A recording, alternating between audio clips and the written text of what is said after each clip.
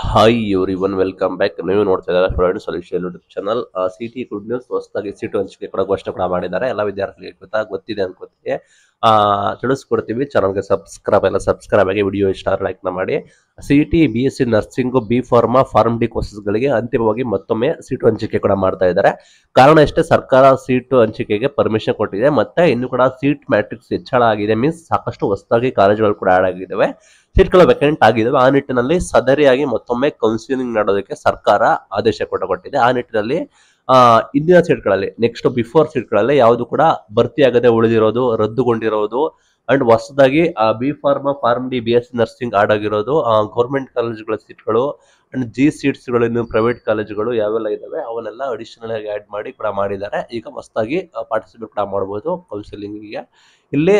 ಇಲ್ಲಿ ಯಾರ ಅರ್ಹತೆ, ಎಲಿಜಿಬಿಲಿಟಿ ಇದೆ ನೀವು ನೋಡ್ಕೋಬೇಕಾಗತ್ತೆ. ಯಾರು ಅರ್ಹರು ಅಂದ್ರೆ, ಇಂದಿನ ಸ್ಥಿತಿನಲ್ಲಿ ನೀವು ಯಾವುದೇ ರೀತಿ ಸೀಟು ಹಂಚಿಕೆ ಮಾಡ್ಕೊಂಡಿಲ್ಲ, ನೆಕ್ಸ್ಟ್ ಯಾವುದೇ ರೀತಿ ಸೀಟು ಹಂಚಿಕೆ ಆಗಿಲ್ಲ ಅಂಡ್ ನೀವು 3ನೇ ತಾರೀಕು ಅಂದ್ರೆ ನಿನ್ನೆ 3ನೇ ತಾರೀಕು ಒಳಗಡೆ ಯಾರು ಸೀಟ್ಗಳನ್ನ ಕ್ಯಾನ್ಸಲ್ ಮಾಡ್ಕೊಂಡಿದ್ದೀರಾ ಅವ್ರು ಮಾತ್ರ ಇದಕ್ಕೆ ಪಾರ್ಟಿಸಿಪೇಟ್ ಕೂಡ ಮಾಡಬಹುದು.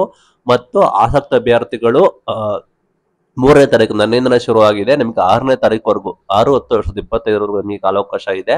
ಅದರ ಒಳಗಡೆ ನೀವು 6-10-2025 ಅಂದ್ರೆ ಇದೇ ತಿಂಗಳು 6ನೇ ತಾರೀಕು ಬೆಳಿಗ್ಗೆ 11 ಗಂಟೆ ಒಳಗೆ ನೀವು ನಿಮ್ಮ ಆಪ್ಷನ್ ಎಂಟ್ರಿ ಮಾಡಬೇಕಾಗುತ್ತೆ. ಇದು ವೆರಿ ವೆರಿ ಇಂಪಾರ್ಟೆಂಟ್.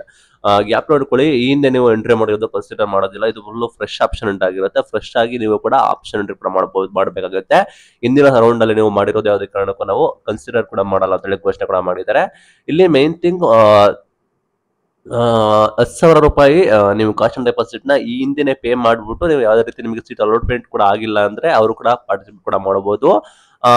ಇನ್ನ ಹೊಸದಾಗಿ ಇರೋರು 10,000 ರೂಪಾಯಿ ಕಾಸ್ಟ್ ಆನ್ ಡೆಪಾಸಿಟ್ ಪೇಮೆಂಟ್ ಮಾಡಿ ಪಾರ್ಟಿಸಿಪೇಟ್ ಕೂಡ ಮಾಡಬೇಕಾಗಿರುತ್ತೆ. ಇನ್ ಕೇಸ್ ದಂಡ ಪೇಮೆಂಟ್ ಮಾಡಿದ್ರೆ ಅವರು ಮತ್ತೊಮ್ಮೆ ಅಂಡ್ ಅಗೇನ್ ನೀವು ಮತ್ತೊಮ್ಮೆ ಕಾಸ್ಟ್ ಆನ್ ಡೆಪಾಸಿಟ್ ನ ಪೇ ಮಾಡಿ ನೀವು ಪಾರ್ಟಿಸಿಪೇಟ್ ಕೂಡ ಮಾಡಬೇಕಾಗುತ್ತೆ. ಸೀಟ್ ಮ್ಯಾಟ್ರಿಕ್ಸ್ ಸ್ವಲ್ಪ ನವೀಕರಣ ಆಗಿದೆ. ನೀವು KU ವೆಬ್ಸೈಟ್ಗೆ ಹೋಗಿ ನೋಡ್ಬೇಕಾಗುತ್ತೆ. ಸೀಟ್ ಖಾಲಿ ಇದೆ ಅಂತ ಹೇಳಿ ಅಥವಾ ಸೀಟ್ ಹಂಚಿಕೆ ಆಗಿ ಯಾವೆಲ್ಲ ಉಳಿದಿದೆ ಅದನ್ನ ಕನ್ಸಿಡರ್ ಕೂಡ ಮಾಡ್ತಾರೆ. ವೇಳಾಪಟ್ಟಿ ಕೂಡ ಪ್ರತ್ಯೇಕವಾಗಿ ಅನೌನ್ಸ್ಮೆಂಟ್ ಕೂಡ ಮಾಡ್ತೀವಿ ಅಂತ ಹೇಳಿದ್ದಾರೆ. ಇದು ಫೈನಲ್ ಅಂತಿಮ ವೇಳಾಪಟ್ಟಿ ಆಗಿರುತ್ತೆ. ನೀವು ಆಪ್ಷನ್ ಎಂಟ್ರಿ ಮಾಡಿದ ಯಾವುದೇ ಕಾಲೇಜಲ್ಲಿ ನಿಮಗೆ ಸೀಟ್ ಸಿಕ್ಕಿದ್ರೆ ನೀವು ಕಡ್ಡಾಯವಾಗಿ ಅಡ್ಮಿಷನ್ ಆಗಬೇಕಾಗುತ್ತೆ. ನೀವು ನೋಡ್ಕೊಂಡು ನೀವು ಮಾಡಿ. ಆಲ್ರೆಡಿ ನಿಮ್ಗೆ ಗೊತ್ತಿರೋ ಹಾಗೆ ದೊಡ್ಡ ಇಶ್ಯೂಸ್ ಆಗಿ ನ್ಯೂಸ್ ಎಲ್ಲ ಕೂಡ ಬಂತು. ಅದಕ್ಕೋಸ್ಕರ ಇದ್ದೀರಾ CT ವಿದ್ಯಾರ್ಥಿಗಳಿಗೆ ಎಚ್ಚರವಾಗಿರಿ. ಒಂದೊಳ್ಳೆ ಆಪರ್ಚುನಿಟಿ ಅದನ್ನ ಬಳಸ್ಕೊಳ್ಳಿ. ಇದು ಇವತ್ತಿನ video. Thank you for watching till end. Thank you.